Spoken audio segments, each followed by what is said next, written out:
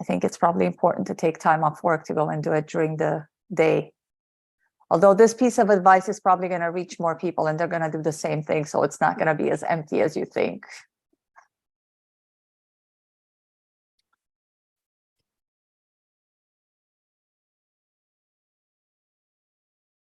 Okay.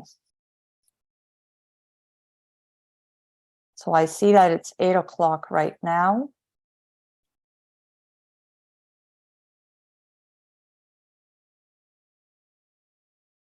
And we can get started. I'm going to share my screen with you guys. Give me one quick second as I get set up.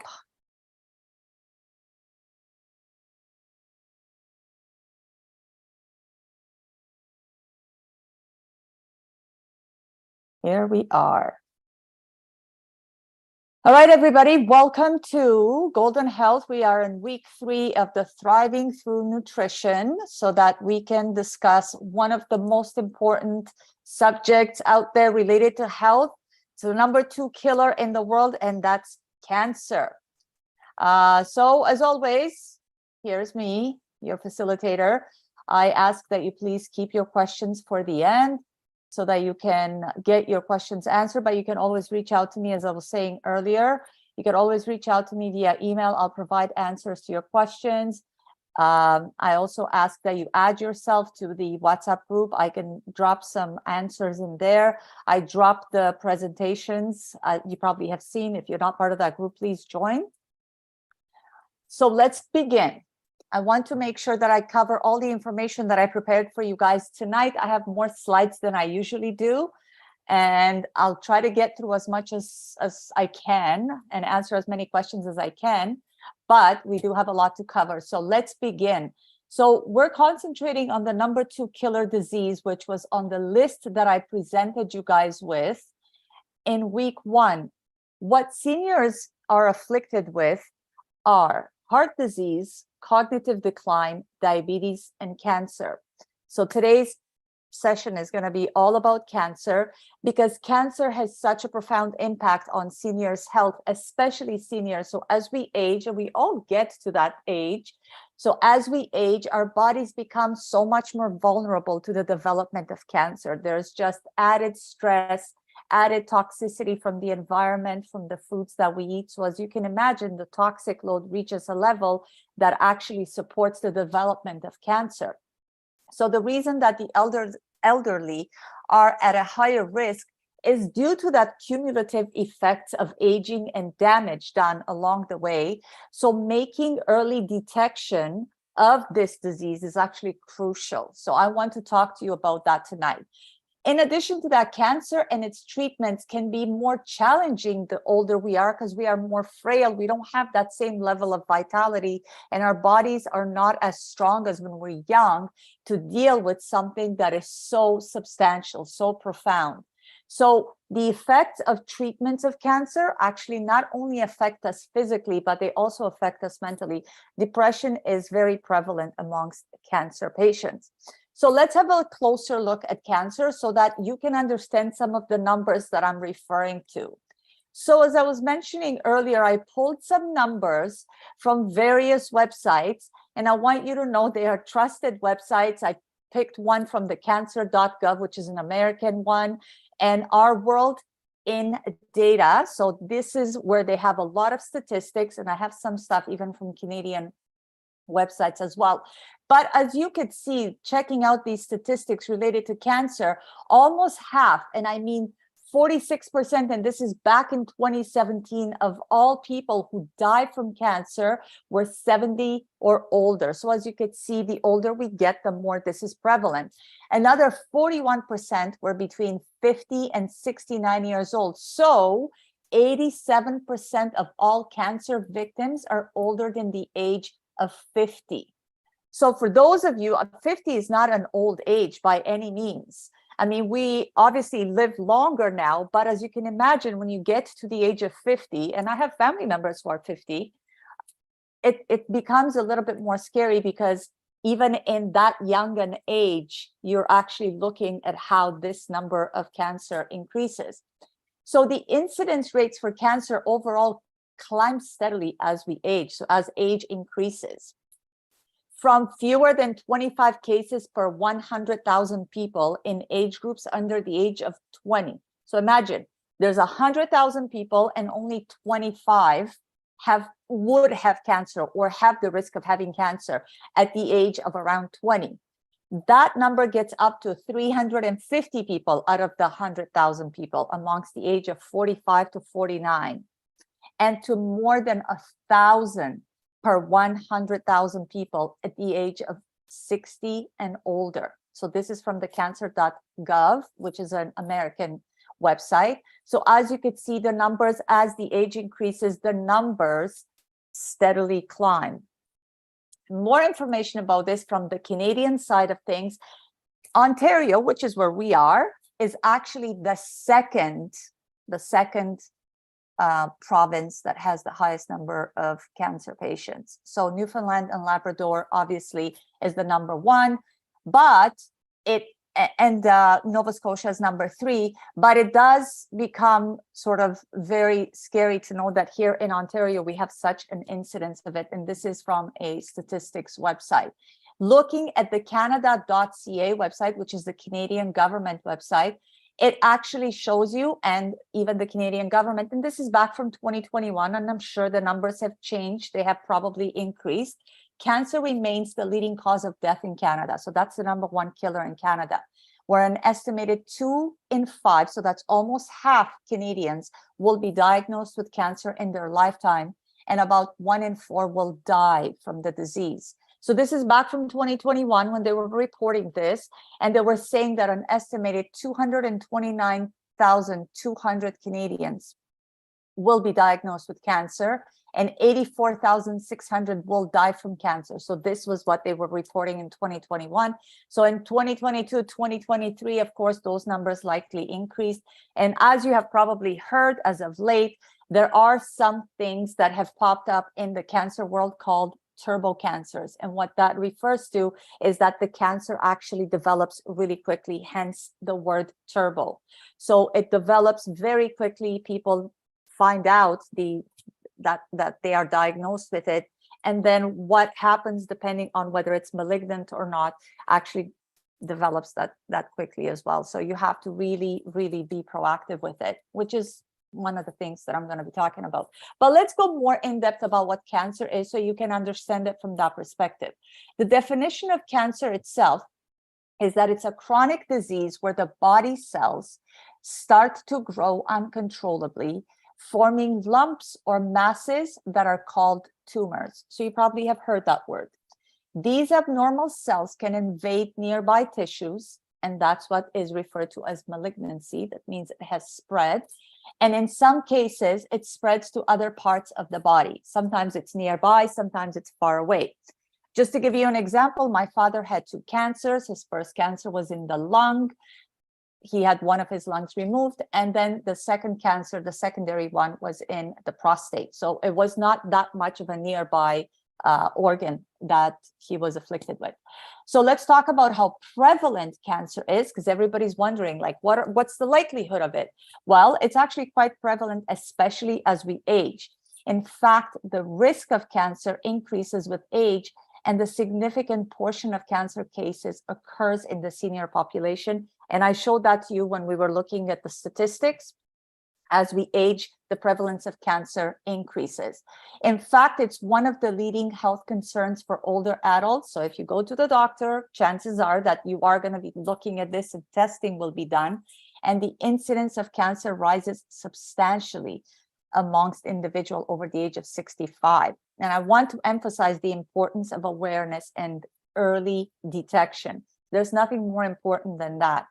So cancer awareness is crucial because early detection and prevention can empower us to take proactive steps, whether it has to do with any kind of therapies that you want to pursue, whether it takes, changing your lifestyle, changing your diet. All these things are important. So it's important for you to know in advance so you can make informed decisions. We want to make sure that we have that earlier diagnosis so that we can have really good treatment outcomes, because we can empower the body along the way. So it's important to take action very early on. The earlier, the better. Whether it's to find out, whether it's what therapies you choose, it's important no matter what.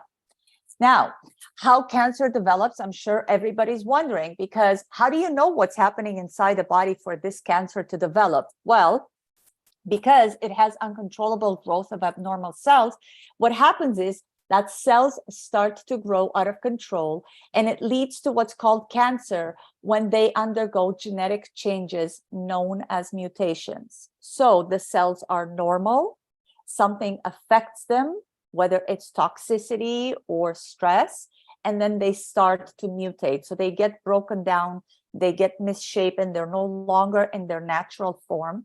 And then they go and they start to grow out of control. That's really what it is. The mutations themselves are caused, and I wanted to go more in depth on that, by various factors, like, for example, exposure to carcinogens. So let's say secondhand smoke, age-related wear and tear on the DNA. Like I said, we are exposed to a lot of environmental factors that actually affect our DNA. And that's what happens. The DNA starts to break down. As we get older, the more exposure we have, the more time we have here on Earth, the more time there is for us to be afflicted by many things, which will affect how our DNA behaves and how healthy it remains. When the cell's DNA gets damaged, it actually loses its ability to regulate growth. And this is what's the leading cause of cell growth out of control, and the cell division and the formation of tumors, which is the hallmark of cancer. That's when it takes place. Now, I wanted to go in more depth about this age-related wear and tear on DNA, because I'm sure you're wondering, like, how does that happen? Well, oxidative stress. So that's the number one thing. Over time, the body's contact with harmful molecules, which are called free radicals, you probably have heard that term, that's what damages DNA. These molecules are typically from exposure to pollution. So as you know, the air sometimes is not the cleanest because there's a lot of fumes in the environment, especially in the summer when we have a lot of muggy weather, as well as smoking, like I just mentioned. We all remember back in the day when doctors used to prescribe smoking, and then we were hit with a wave of cancer. And poor diet. That's right, that actually plays a very major role as well. A poor diet will lead to oxidative stress, which tears down the DNA. Accumulated environmental exposure. So over the years, we are exposed to environmental toxins, to radiation, even that actually harms the DNA. So radiation from things like microwaves, if we are too close to a modem, if we are so close to the cell towers, that is actually radiation to our body, and that actually degrades our DNA. Decreased DNA repair is also what leads to cancer. So as we age, the body's ability to repair itself and the body's ability to heal things. So if you look at, if you're in your 20s or in your 30s and you get a cut or you have surgery, how quickly do you heal from that? How quickly does that cut heal? Versus if you're much older, so let's say you're in your 70s, in your late 60s, that rate of healing does not happen as quickly at that stage as it does when we're younger, like in our 20s or in our 30s. So aging reduces the body's ability to repair DNA damage as well. So those are some of the things that I wanted you to know about how cancer develops. But what contributes to the cancer development? Let's talk about that. Well, like I said, factors like age, genetics, and lifestyle is what contributes to cancer development. And risk factors play a significant role in cancer development because it increases the likelihood of these genetic mutations and abnormal cell growth that I was telling you. And those things are lifestyle. So 90% of what contributes to cancer development is lifestyle. And what I'm referring to there is things like your diet, whether you exercise or not, how you sleep, whether you sleep, how much stress you're under, do you smoke, do you not smoke, do you vape, do you do drugs, things of that nature. So that is all under the umbrella of lifestyle. And age, like I said, the older we get, the more time we have here to be exposed to toxicity, whether it's from our diet, whether it's from a lot of alcohol, whether it's from the air that we breathe, our job even. People who work in factories, especially where many chemicals are being used, that actually contributes a lot to cancer development. And 5% of that is actually genetics. So if you have a genetic predisposition because somebody in your family or many people in your family or on both sides of the family have been afflicted with cancer, 5% is actually what will contribute to the likelihood or to the increased risk of developing cancer yourself. Now, let's talk about the role of the risk factors in cancer development, because there are factors and they play a significant role. So let's discuss the role of these in the development of cancer, because risk factors play the significant role, and they do so by increasing the likelihood of genetic mutations and the growth of those abnormal cells. And they can be categorized in two main types, that being modifiable risk factors. So these are factors that individuals can change or control, things that you have under your own control, such as smoking. You could choose to smoke, or you could choose not to smoke, or you could choose to smoke and then quit. So that's something that you control. Diet is also fully under our control. We could choose to go and eat at a fast food restaurant, or we could choose to make a salad at home with a lean protein that we get to choose. We get to choose what goes in it, what kind of ingredients we put. Physical activity. We could choose to take an elevator, or we could choose to take the stairs. We could choose to go for a walk. We could choose to go to a gym, get some movement, oxygenate the body. Alcohol consumption is another big one as well, because that's again within our control. We can choose to drink alcohol, we could choose not to drink alcohol, or we could choose how much of it we drink and when we do so. So modifying these factors can help reduce the risk of cancer. And as I said, so going over all of those things, so the smoking, the diet, the physical activity, the alcohol, even drugs, medications, things of that nature, exposure to toxicity out in the environment, look at how much control we have. We have that much control over our health and the ability to prevent this really bad disease from ever developing. Now, the second class of factors is the non-modifiable risk factors. And these are factors that we cannot change. And these are things like age. Again, we age, we don't have the ability to turn back age. We don't have the ability to stop aging. We don't have that ability. Like, time goes on and we age naturally. We don't have the ability to change genetics. So we take genes from both of our parents. We don't have any control over that. Genetics are the way that they are. For example, you are either tall or short, and there's nothing you can do about that. You either are on the side of, let's say, having bigger bones, having longer muscles. There's nothing you could do about that. But there is what you can do to help it is your lifestyle and your diet. Going back to the non-modifiable family history. That's right. You're not going to be able to change whether somebody in your family had cancer, much like I cannot change the fact that my father had cancer, much like anybody cannot change the fact that anybody in their family had cancer. So while these factors cannot be altered, being aware that they exist and being able to detect cancer early becomes so crucial for those that are at higher risk. So if you do have these, like the genetic predisposition in your family, you are advised to make sure that you keep an eye on it, much like I do, because on my father's side, there is cancer. So if you would understand, and I'm happy to answer any questions at the end, if you understand these risk factors, you can take such proactive steps to reduce the risk and have a healthier life. It's always, always the best and easiest to make sure that you take the proactive steps. That's crucial.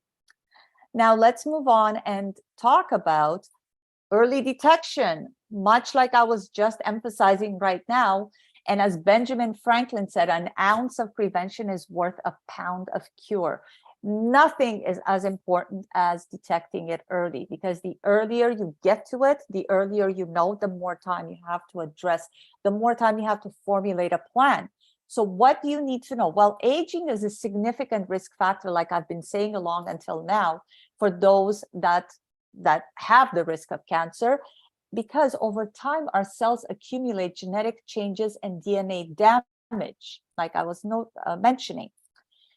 So these changes can lead to uncontrolled cell growth and the development of cancer. Also, as we age, our bodies become less efficient at repairing DNA damage. I know that I'm repeating what I said, but I really want to emphasize these things.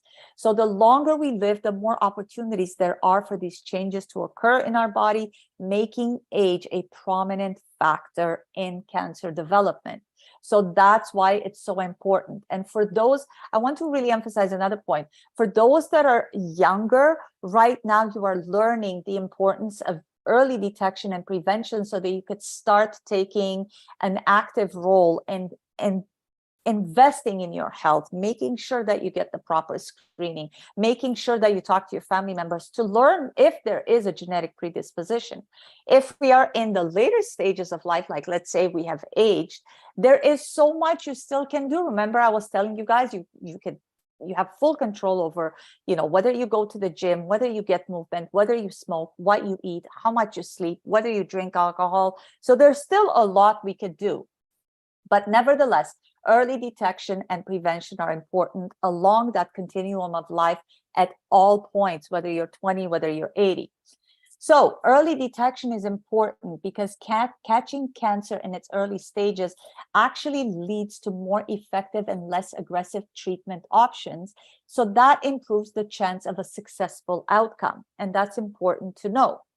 The better quality of life. So early detection can actually help preserve overall health and well-being. So you have a better quality of life. You minimize the physical and emotional toll of cancer. While we want everyone to have a better quality of life, that's why it's important that we detect early. So it's important because the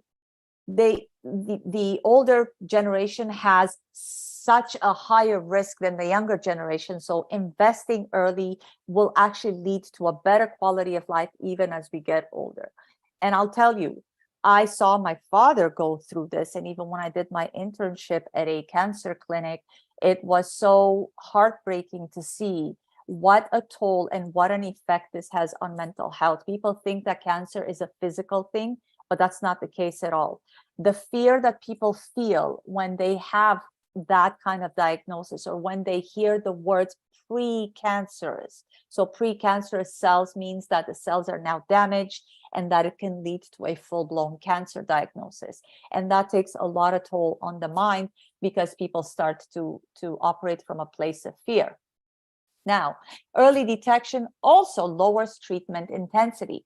The early stage cancers typically require less aggressive treatment, so you don't have to go into full-blown chemotherapy, radiation, or surgery. So that reduces the risk of complications, because a surgery actually can risk complications like infections, especially because the immune system is lowered. The immune system gets very busy trying to deal with the cancer. So when you're going to introduce other factors in, like a surgery, the immune system is already really busy working with something else. It doesn't have enough soldiers to go and, operate in a way that it can take care of the cancer and heal you from the surgery. So that's why it's so important. It lowers treatment intensity. The earlier you know, the earlier you could start putting things into place, like diet changes, lifestyle changes that can increase your chances of survival, your chances of being able to recover fully.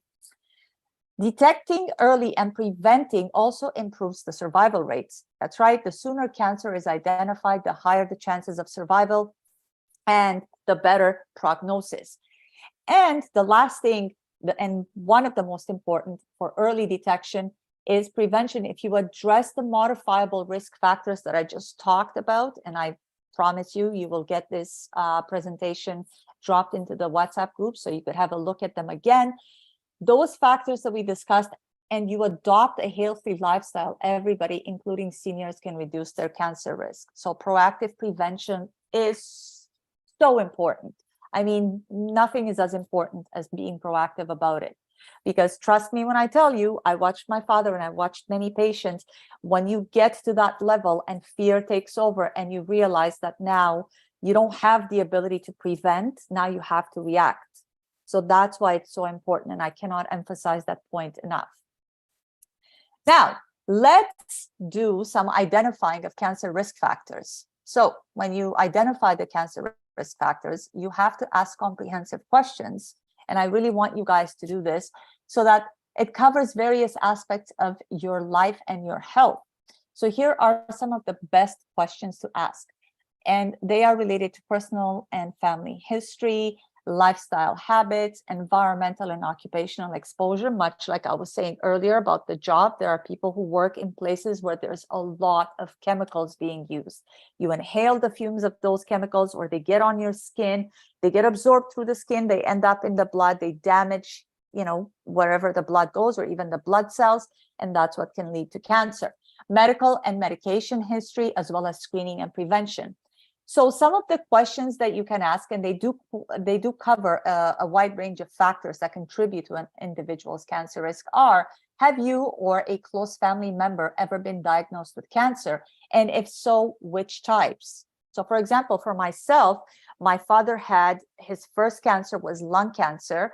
And I just want to, for full disclosure, my father smoked very heavily in his youth up to the point of diagnosis. When he quit, so for me, I would want to look at whether I have any predisposition to lung cancer, given the fact that he had it, and he is actually my very close family member, like immediate family member, not somebody that's like an uncle or so on and so forth, somebody who is blood related to me. Do you have a history of any medical condition, any other medical condition that may be related to risk of cancer? So obesity, for example, that actually increases the risk of cancer. So that's something that you want to look at. When it comes to lifestyle and habits, do you currently smoke? Or do you have a history of smoking? Have you ever smoked? And if yes, how much did you smoke? Did you smoke one cigarette once a week or once a month? Or did you smoke a whole pack a day? And for how long did you smoke? Did you smoke for like a year, or did you smoke for 15, 20, 25 years? Those are very important factors. How often do you consume alcohol, and in what quantities? Do you drink a glass of wine, let's say at a birthday once a year, or just during the holidays? Or do you consume it daily? There are people who are addicted and they drink with every meal. So that's an important thing to know. Or they are very clean during the week, but they abuse it on the weekend. That's actually, it takes a huge toll on the liver. Do you engage in regular physical activity? Do you go to the gym? Do you go for walks? Do you take your pet for a walk? And if you do engage in regular physical activity, how often do you do that? And what types of exercises do you do? Do you work with weights to maintain muscle? Do you just go for walks? Do you do stuff inside your home? Do you belong to a gym? Do you just do yoga for stretching? What types of exercises do you engage in? And then also, what's your typical diet like? Do you consume a lot of processed or unhealthy foods? Do you eat out at fast food restaurants a lot? Do you pack your own meals? Do you actually see what goes inside the foods that you consume? Do you do that for yourself? Do you have family members that cook for you? Is it sort of a cultural kind of eating? Do you eat a lot of sweets? Do you have an inclination for sweets? When it comes to environmental and occupational exposure, much like I was saying about the jobs, have you been exposed to any known carcinogens in your workplace? Like one of the patients that I was working with when I was doing my internship had worked in a place where she was exposed to asbestos, and she had both her lungs collapsed. She had lung failure. She had gone through a lot of trauma to be able to stay alive. And she was diagnosed with stage 4 lung cancer. So that exposure, despite the fact that, let's say, she would have had a perfect diet, she was going to the gym, no stress in her life, very happy, successful marriage, things, all the factors that play a role in making sure that we have a good quality of life and we are investing in our health, those factors were all almost nullified because she had 8 hours of exposure to asbestos every single day. So you want to take those things into account. Do you take any safety precautions to minimize exposure to potential cancer-causing substances? I am of the opinion that if you are in an environment for the sake of money to make a living for your family, but you have to pay with your life for that, then it's definitely not worth it. You should consider quitting that job and going and getting yourself employed somewhere where your life is not put at risk. So that's something to consider. Medical and medication history, you want to know, are you currently taking any medications or undergoing any treatments that might affect the cancer risk? So you have to do your due diligence, work with a professional if you have to see if that puts you at a higher risk. Certain medications might do that, especially taking into account your whole lifestyle and your predisposition to it from a genetics perspective. Have you ever used hormone replacement therapy or other hormone-related treatments? Because that also plays a role. And as far as screening and prevention is concerned, do you regularly undergo cancer screenings or checkups? Do you go to the doctor and say, hey, because in my family we have this predisposition, I would like to get tested for this? Such as mammograms, colonoscopies, skin examinations, all these things play a role. And for the ladies, if you've had, let's say, women in your family that have been diagnosed and have been afflicted by reproductive system cancers, such as uterine cancers or cervical cancer, definitely go and have that checked out, because the genetic predisposition is there. Despite how small it is, you still want to be proactive about it. And are you aware of cancer prevention strategies? Because if not, you should get yourself educated. What kind of lifestyle changes can you make to reduce your risk? So these are such important factors, especially knowing that in Canada, this is the leading cause of death. So cancer is the #1 killer here in Canada. It's important to do your due diligence, especially given the fact that almost half of people will be diagnosed, 2 in 5, remember? All right, let's move on to recipe of the week. What is a really good cancer fighting meal that you can make, aside from the one that I gave you in the first week, which is a salad, and that's really important? Here is something that you can eat that addresses all your needs. So this is a cancer fighting lentil and broccoli salad. And for those of you that don't already know, broccoli from the brassica family, so it's one of the most important things that are anti-cancer. I know a lot of people don't like it because certainly it does not taste as good as, let's say, a donut or cake, or whatever you like. Some people like something more salty like chips, but broccoli is by far one of the most important nutrients, one of the most important foods that prevents cancer. There are many, but broccoli is a very important one, and that's one that you should include in your diet. So let me tell you why this salad that I put together for you guys offers nutritional and cancer fighting benefits. So the lentils offer you fiber. Okay, great source of dietary fiber, supports the digestive system. It helps maintain a healthy weight. It's plant-based protein, okay, very rich in plant-based protein, provides essential amino acids. It has no saturated fats like you find in animal sources of protein. It has folate, an amazing B vitamin. It plays a role in DNA repair, so that's an important one, especially as we age. It also plays a role in DNA synthesis, and it helps prevent mutations that can lead to cancer. That's right, that's the mighty lentil. And it's also full of antioxidants like polyphenols, which help protect cells from oxidative damage so that they don't mutate and they don't go and start, growing out of control. Let's talk about broccoli. So the brassica family, also known as cruciferous vegetables. So that's what broccoli is. It's known, very well known, especially in the cancer industry, especially for people like us, professionals that are dealing with cancer and diets and cancer and nutrients. It has huge cancer fighting properties. So anything from that family, from the cruciferous vegetables, so broccoli, cauliflower, Brussels sprouts, kale, those things are super important. And as you can imagine, most of them are green. It has fiber as well. So like lentils, broccoli is a good source of fiber. It supports the digestive system. It has other compounds with anti-cancer effects. It helps neutralize harmful chemicals that can actually cause that DNA damage I've been telling you guys about. And broccoli has a lot of vitamins and a lot of minerals like vitamin C, vitamin K, and minerals like potassium and iron, which contributes to overall health. So if you are low in iron, like those anemic people that suffer with anemia, this is an important one to have in your diet in great quantities. You can never do anything wrong by eating too much broccoli. As you could see in the ingredient list, I also put walnuts, and walnuts have omega-3 fatty acids. So it's a great source of that. That has anti-inflammatory properties. It reduces the risk of cancer, and it contains antioxidants that protect the cells from damage, and it supports overall health.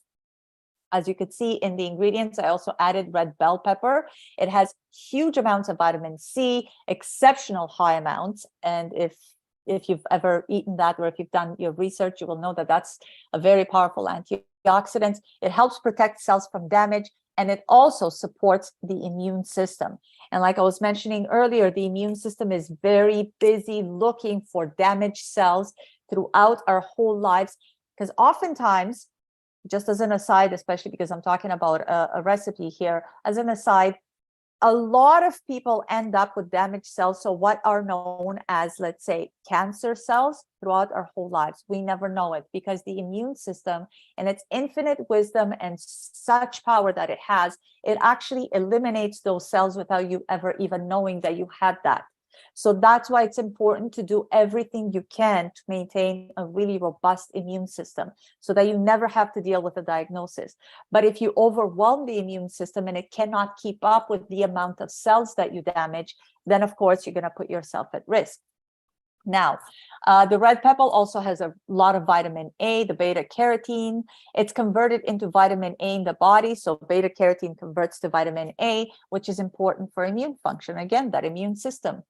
And vitamin B6, it contains B6, which plays a role in DNA repair, and it helps prevent mutations. Like I was telling you guys, I try to put this together in a way that I give you as many benefits as possible that are anti-cancer, that helps the DNA, helps the immune system, so that you're actually working from a preventative measure. That's why I was telling you the things that you can control, like diet, which is part of this. Obviously, a salad is part of the diet. See how much control you have to actually prevent bad things from happening, and make sure that you invest in good things, and maintaining your immune system is one of those. I put garlic in the dressing, as you could see. Oops, I'm sorry, I'm moving the wrong thing here. And the important thing about garlic is that it actually is garlic and onion, sorry, the word was not coming to me. They are part of the allicin family, okay? It's a compound with potential cancer-fighting properties, and it inhibits the growth of cancer cells, as well as reducing inflammation. I eat garlic every day. Those of you that know me personally know that that's what I do in high amounts, especially because, of course, I'm also trying to invest in my health, knowing that my father had cancer, so I don't ever want to come across that for myself. So overall, the combination of all of these ingredients, the lentils, the broccoli, the vitamin C that's amazing in the bell pepper, as well as the garlic, all of these are cancer fighting nutrients that I put together in this meal. It has a lot of fiber, antioxidants, phytonutrients, and it will help protect against cancer. It reduces inflammation, it supports the DNA repair, and it neutralizes the chemicals. So there you have it. This is something that you can have, and this is something that you should have as often as possible, even though you don't put these ingredients together the way that I put them together for you today. If you want to make yourself a lentil soup, you could do that. If you want to stir fry some broccoli, or if you want to steam it, put some, little bit of garlic on it, a little bit of olive oil. That's a perfect side to anything else. If you want to eat meat, of course, go and get yourself some organic, lean protein from animal sources. If not, lentils are the plant counterparts for that. So you could play a lot with this. And again, I'm available if you guys have any questions for me, happy to answer those. And now I'd like to open the floor to you guys for questions.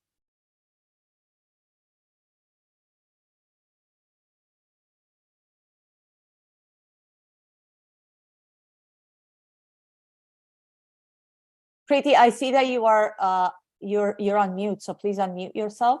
Yeah, hi Simone. Thank you for all the wonderful information you keep giving us.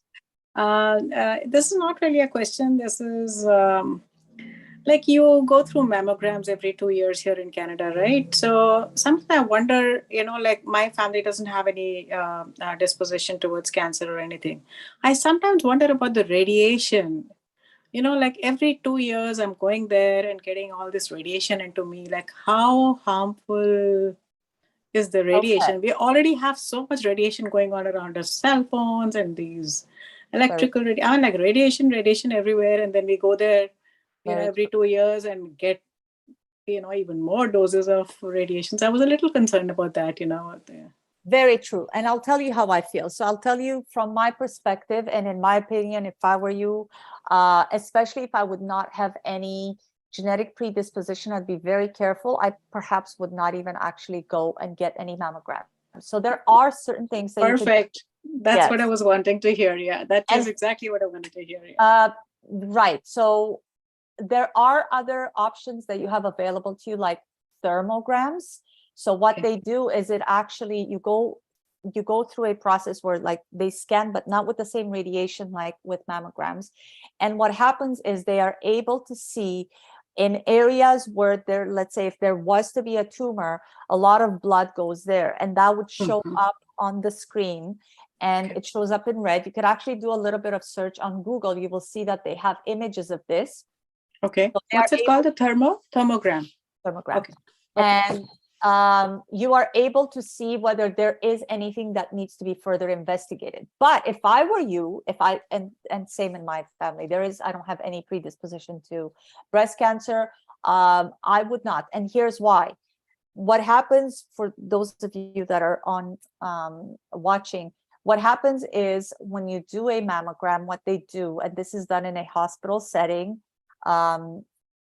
they take your breast, they put it between two metal plates, and they radiate much like they do when they do x-rays. So there is a certain amount of radiation that goes to the breast tissue for them to be able to scan it, to be able to get a good visual of what is happening in the tissue. So in my mind, the way I look at this is it just kind of doesn't add up, and it doesn't make sense for me that you would go and use radiation to identify something that the radiation itself can cause. Exactly. Yeah. So that's my view, and that's my opinion. So for that reason, I would say, make your own decision in that regard. But if I were in your shoes with no predisposition, with no risk factors, especially if I have a great diet and a good lifestyle, I would not be inclined to go and put myself through that. And from women that I've heard, it's also, it can be quite painful. Yeah, it is. Mostly it was just the radiation part that I was very, very uncomfortable with. And I'm like, so I skipped this year. And I'm happy I did so. And yeah, thank you so much. Thanks. Oh, yes, of course. I mean, everybody has to make their own decisions according to what's important. Yeah, it just didn't make sense to me. Yeah, exactly. And I feel exactly the same. If I don't have that predisposition, there is no sense in going through something that could potentially harm you. Yeah, fantastic. Thank you so much. Thanks. You're welcome, Preeti. All right, anybody else? I can't see all the participants here because my screen is actually quite low.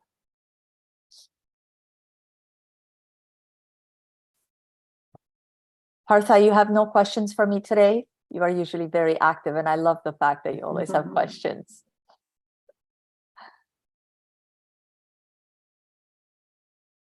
She's on mute. Partha, you're on mute. So if you want to ask your question, take yourself off mute and then ask. Oh, there you are. Oh, no. I was just saying I am following very strictly the food labels you gave us last week. Correct. And as usual, I'm very big on broccoli and cabbage, not to mention, but all the rest of the things you gave us about lentils and about not to be too much on carbs, high carbs and all, very, very, very helpful. Yes. But today I am not too much exposed to cancer because by God's grace, so far my family has been spared of that. I know I had a friend whose husband passed away a few years ago from that, but he had leukemia.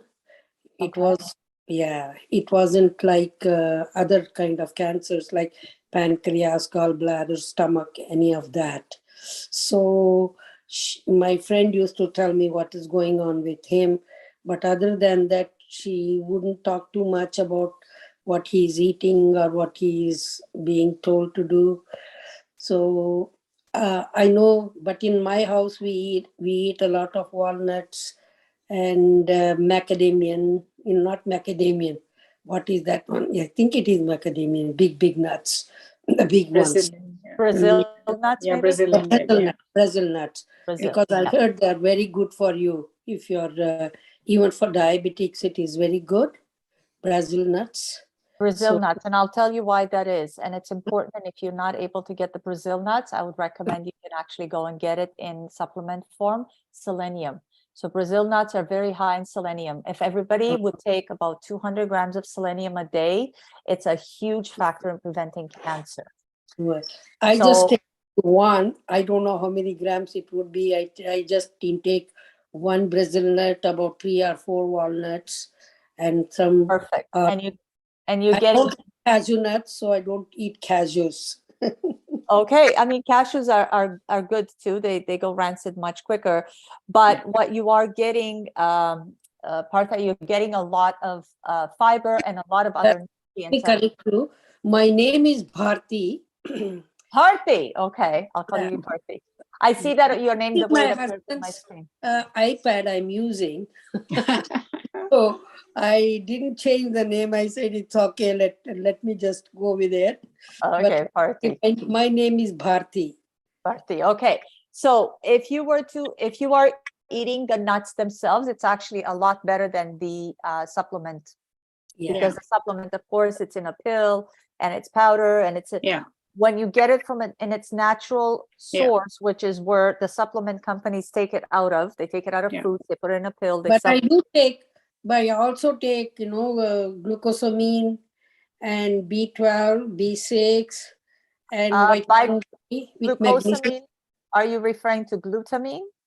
No, glucosamine capsules. Glucosamine. Okay.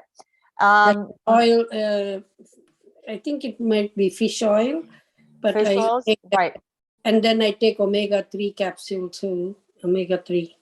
Perfect. One of the things that I want to emphasize to everybody is the number one thing that cancer loves the most out of everything else in the world is sugar, Yeah. Oh, wow. especially sugar that's refined. So what I mean is that it's not in its natural state. It's actually been taken out of its natural state, turned into something else. So the white sugar you guys see that you have it, regular cafes to put in your coffee, or the one that's sold, or the one that they put in, pastries and chocolates and all that stuff.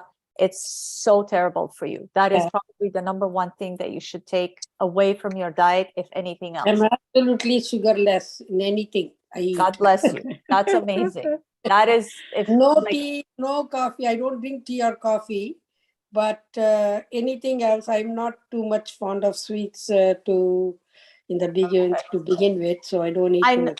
I know that there are people who are very fond of sweets, and I was going to actually ask you. I am. Yes.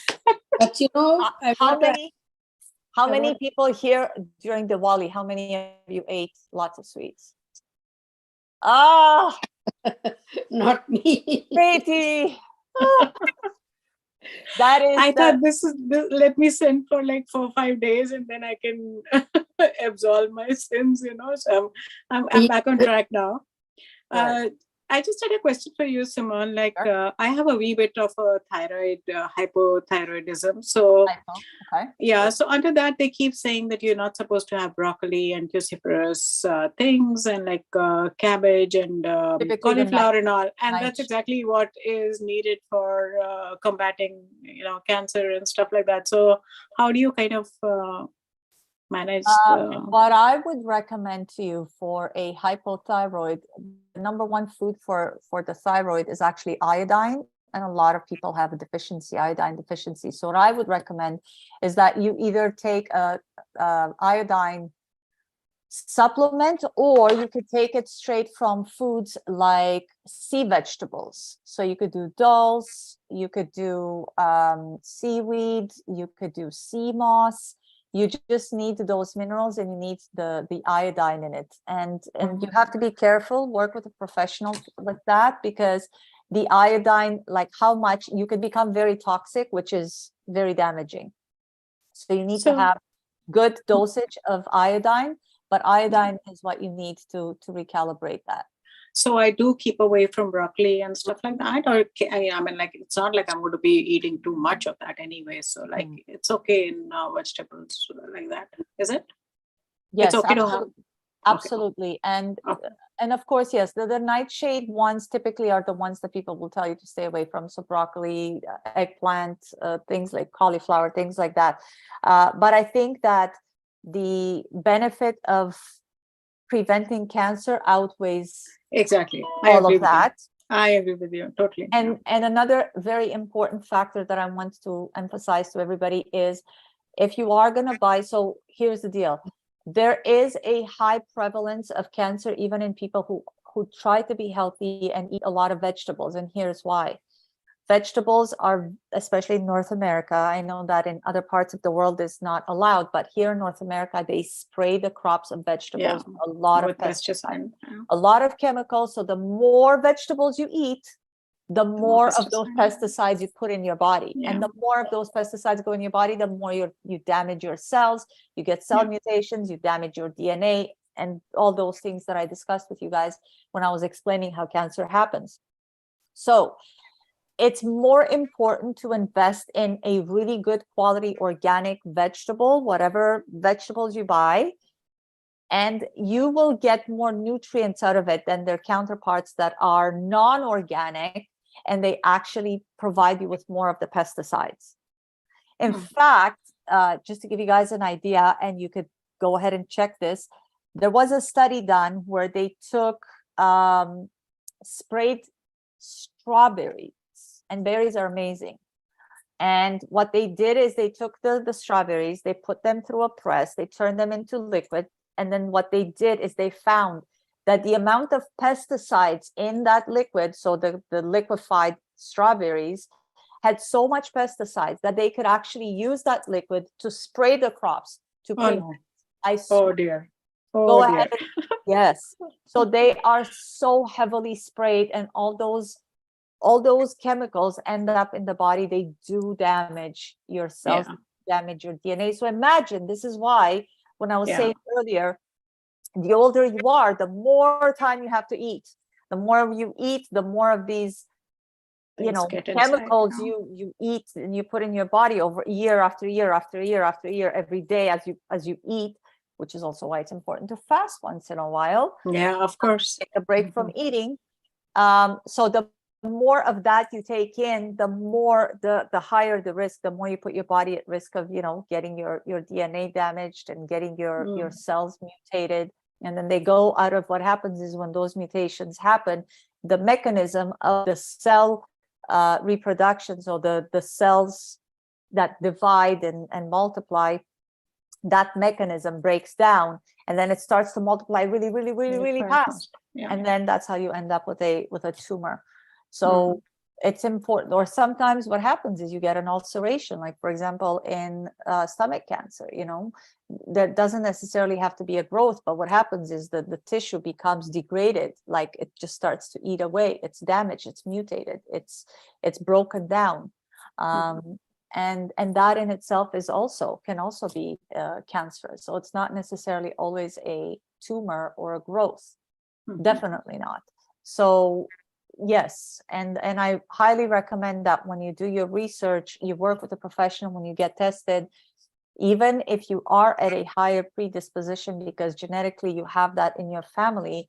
Really, really important to go and study it, do your research, rather than just go to somebody who's going to give you maybe a fraction of the information and it leads you to do things that you might not if you do your own due diligence. Like you were asking, Preeti, about the mammograms. If you are educated as to what happens and the amount of radiation that you put your body through when you do the mammograms, or the invasiveness of many of the tests they do, like biopsies cut a piece of your tissue, and especially when it's internal, that tissue needs to heal because there was like a cut in it. Now the environment inside is moist and it's dark, so it's not really conducive to healing. Most of the time when we cut ourselves, they say, oh, let it dry, right? So that the skin can do its thing. Inside, it's completely different world. It might not necessarily be conducive to healing, especially if you take in things that have a lot of pesticides. So now you're putting chemicals on that cut inside. Or you are doing things like you're drinking a lot of alcohol, or you are dehydrated, so that those cells don't have a lot of hydration, no water, no oxygen. Many factors play a role. So that's why it's important to be really well educated, especially when it comes to this, because of the high incidence, the risk of death, things of that nature. But I do want to say, my opinion is this, just to leave you guys with a very positive thought. My opinion is this: anything in the body can be healed. And again, I don't want you guys to think that you heal it. It's actually the body that heals it. So no nutritionist, no doctor, no chemotherapy. The body does the work. The body is very well equipped to heal itself. And if you need proof of that, if you've ever cut yourself, who healed you? The body did it by itself, right? If you had a surgery and you had an open wound, they send you home and they say, rest, don't go back to work, wait until the body heals. So the skin has to fuse back together. The body does all the work. All it needs is your help and your support. And it needs the raw materials to be able to do that. So it's important to really work with your body. It's important for you to know in your mind that everything is healable. My father had cancer 2 times, like I was saying to you guys. And both times, and he even went through chemotherapy and radiation and surgery. But the important part starts here in the mind.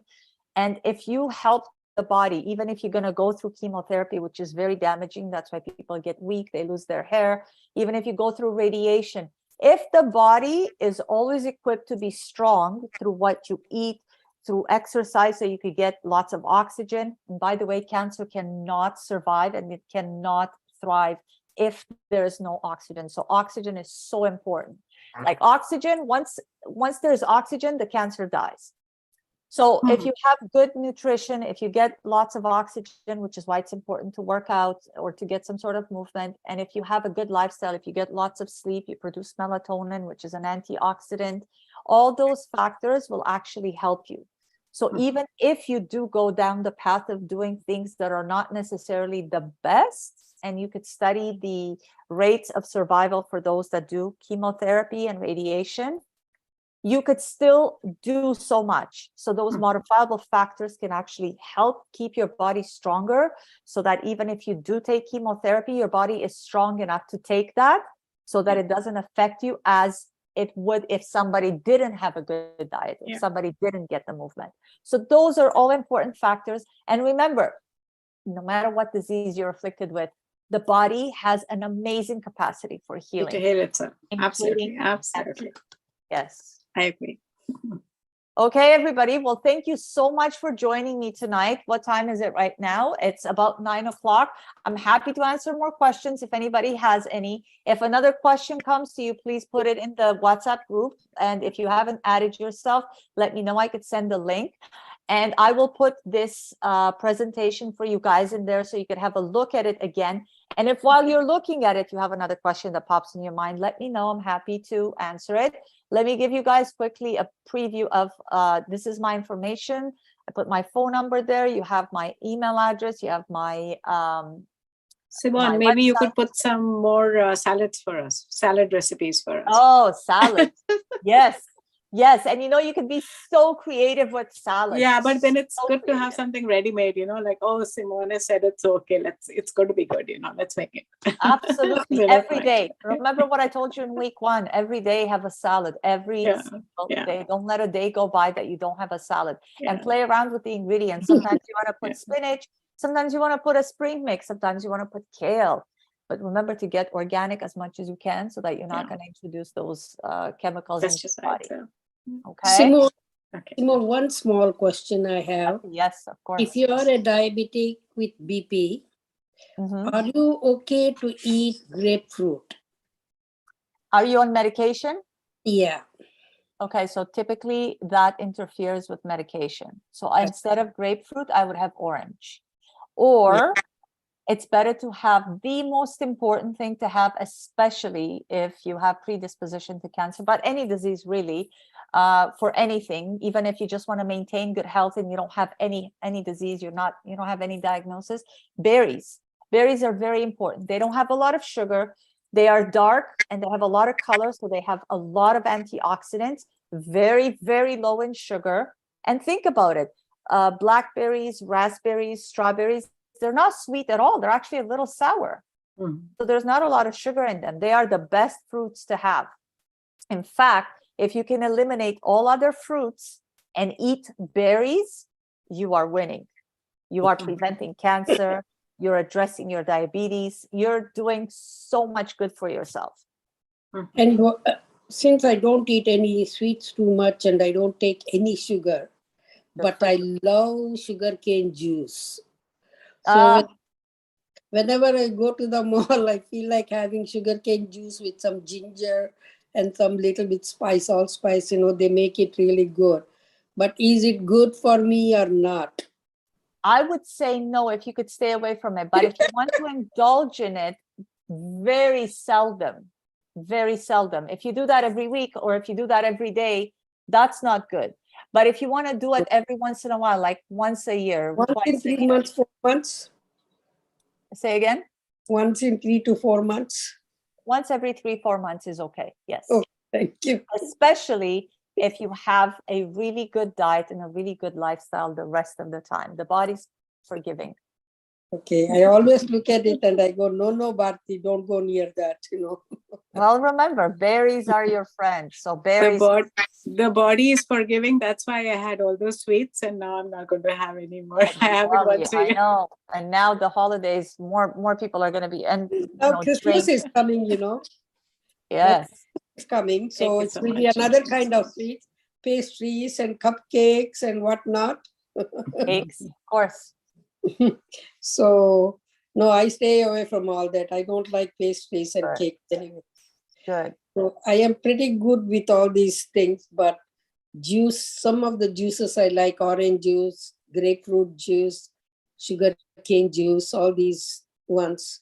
But I am always doubtful about, because a long time ago, 10 years ago, when I got BP, my friend told me, don't drink grapefruit juice, because I used to eat a grapefruit every day. And then she said, no, don't eat it. It might affect your medication. But I wasn't sure, was she telling me the real thing, or is she like, everybody says something and you believe it, And so from 10 years. Just so you know, it's actually better, instead of drinking the juice, it's better to have the fiber. So it's better to have the fruit itself, all of it, rather than go and make it into a juice and drink the juice. If you had active cancer, I would put you on a juice as well, but that's something completely different. We would have to assess exactly what's going on. But even if you were to eat bananas, and bananas are very sweet, there's a lot of sugar in bananas. But if you were to eat the banana, instead of put it in a blender with a smoothie, just eat it like that. If you eat it the way that it is, instead of blending it, it actually does not spike your sugar as much as if you blend it. Luckily, banana. Oh, wow. Luckily, I don't like bananas, so I don't eat them. That's right. That's why I told you. Berries are your friends. So berries for everybody. Thank you. All right, everybody. Thank you once again. I appreciate your attention. Thank you so much. Please let me know if you have any other questions. And I will see you all next week. Thank you so much. What the session next week is going to be? I believe next week is managing blood sugar. Okay. Oh, good. Very good. I need it. Yes, exactly. All right, everybody. I will see you then. Have a wonderful weekend ahead and a great week next week. I will see you next Thursday. Thank you so much. Thanks. Bye, everybody. Good night, everyone.